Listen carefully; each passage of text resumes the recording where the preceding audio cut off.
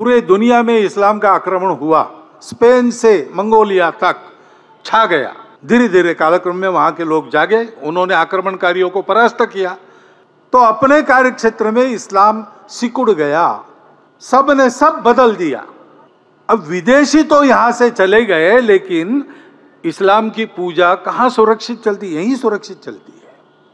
कितने दिन हुए, कितने शतक हुए, ये चल रहा है सहजीवन।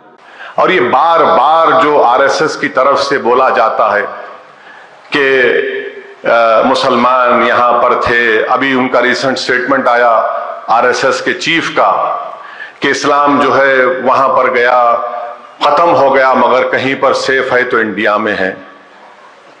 यानी आप कौन होते हैं सेफ बोलने वाले? ये तो कॉन्स्टिट्यूशन है, कॉन्स्टिट्यूशन है तो हम सेफ है।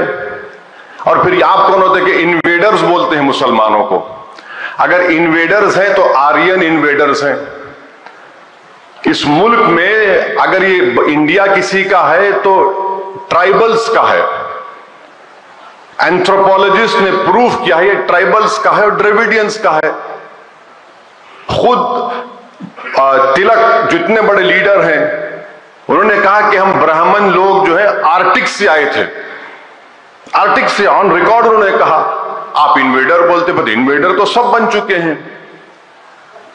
अब आरएसएस बीजेपी, औरंगजेब जिम्मेदार है, अकबर जिम्मेदार है, बाबर जिम्मेदार है। अरे भाई आप कहां जा रहे हैं?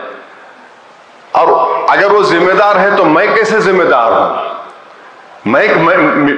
हमारा उनसे क्या ताल्लुक है?